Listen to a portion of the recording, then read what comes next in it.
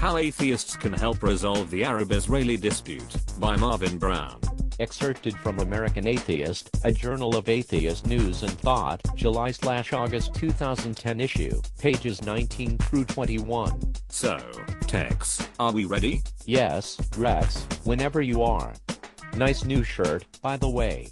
Did you change your hairstyle a bit? My old t-shirt is now a premium character in Extra Normal. I said, screw that. Anyway, to get the discussion ball rolling, we should look at some of the propositions involved. When should the process begin? Now, of course. What guarantee is there that this procedure will work any better than all previous attempts to resolve the situation? Humankind cannot promise results on behalf of the divinities. But then, do you get a guarantee of positive returns from your stockbroker? Do you get a guarantee that a marriage will endure? Do you get a guarantee that your children will become honorable and responsible adults? There is little in life that can be guaranteed, except for the tired old bromide of death and taxes. But what have mere mortals achieved in the past? The seemingly insoluble and ever-worsening situation demands that the failed efforts of peoples be supplanted by the will of their God. How would the summit be convened? With the exception of a segment of preachers who claim to speak with and for God, an infinitesimally tiny fraction of the world's population appears to have direct two-way communication with any deity. But only those deemed qualified shall be selected for the task.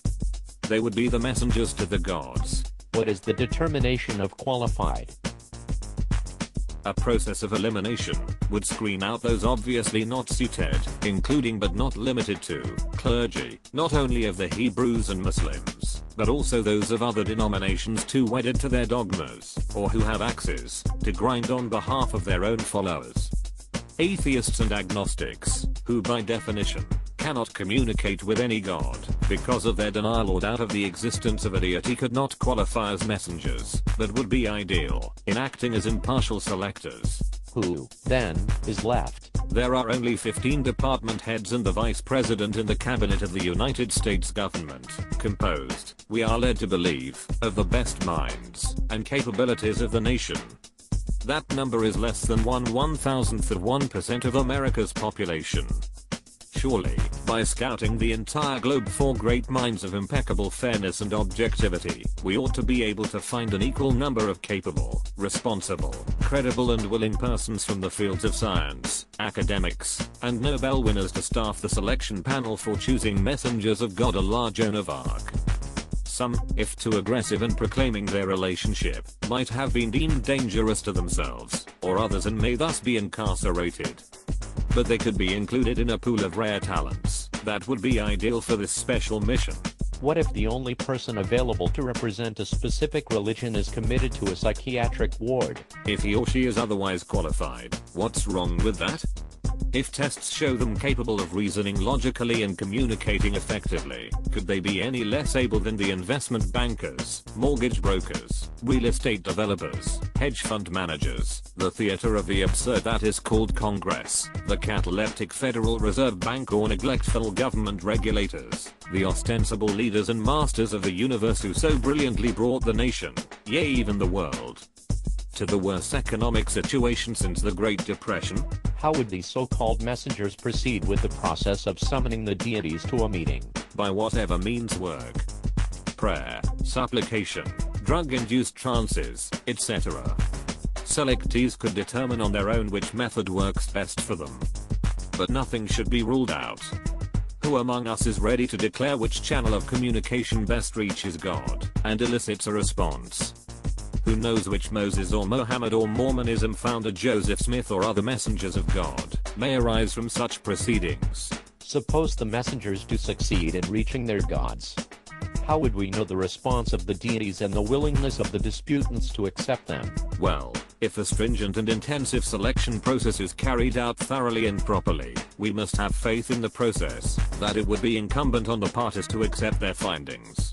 What is the worst case scenario? Probably that the gods might fail to communicate with the messengers, but if past history is a guide, that outcome is highly unlikely. It doesn't seem possible that the same gods who gave Moses the 10 Commandments parted the Red Sea for him and brought Mohammed to heaven on a winged white horse would be so callous as to wash their hands of humankind. Another danger, though, is that the messengers report such conflicting findings from their gods that there is no generally agreed upon route to achieving a durable peace. Why shouldn't only Yahweh and Allah, the gods of the warring parties, be consulted? It is important to demonstrate to the entire world that everyone of any religious persuasion has a role to play and a vested interest in establishing a just and permanent peace. This will set an ecumenical example for others than the Hebrews and Muslims who are in the current conflicts throughout the world. Why not just put the matter in the hands of the worthy justices of the Supreme Court of the United States? The same court that selected George W. Bush as president in Bush v. Gore in 2000? Are you mad? What if a particular god declined the honor of meeting with his or her or its peers? Then the impartial atheist selectors would remove that messenger from the panel. How would the gods be contacted? In a myriad of ways. Sending signals into space asking them in the name of humanity to convene, offering special prayers in churches, synagogues, mosques, and temples. Perhaps even such blow-farting windbags as Rush Limbaugh, Below Rayleigh, and Glenn Beck could be prevailed upon once in their lives to perform a genuine public service by adding their influential voices to the pleas. And, of course, there is always Oprah and Sarah.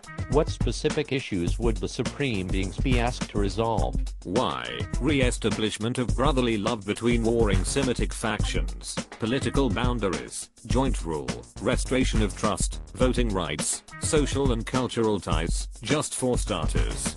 How would the decision of the gods be communicated to the waiting world? Hopefully, all print, broadcast, and electronic media would recognize the significance and import of the gods' edicts and spiritedly bear the findings to their constituencies and core audiences. What if the warring parties were to disregard the gods' will? How could they dare?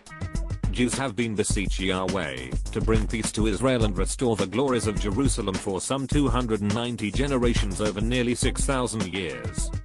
So great is their reverence for God, that a modern addition to some prayer books thanks the deity for saving the lives of the Jews who were not murdered in the Holocaust. Muslims moreover have such great fidelity to Allah, that their men and women willingly sacrifice their bodies in suicide attacks against infidels, non-believers, and occupiers. That such devotion and obedience would be reversed is inconceivable. The findings must be accepted as new dogma as sacred as the Ten Commandments to be forever observed. How much time should be allowed for this process? The parties have been at odds since biblical days, with the gulf between them ever widening. Every passing day means more people being killed and maimed, more positions hardening, less likelihood for a genuine and lasting peace to supplant the temporary and illusory truces and ceasefire agreements. But perhaps a full 4 seasons could be allowed. What if the gods can't reach agreement? Then in the immortal words of George W. Bush, we are in deep doo-doo. But isn't this entire scheme a flippant, blasphemous, outrageous, and ludicrous proposal that tries to make light of a grim situation? There is certainly an element of truth to that question. But after reason and logic by the devout have failed for so many millennia, what's wrong with giving atheists an opportunity to bring the gods together? Perhaps the very consideration of such an admittedly outlandish idea could force the parties involved to rethink their futile positions and come to a meeting of the minds. It is ridiculous that in this 21st century of the modern era we still have incessant wars in the name of religion and God. So let us place ourselves in the laps of all the gods, with everybody pledging to abide by their profundity, wisdom, and love of humanity. Give atheism a chance, and let us pray.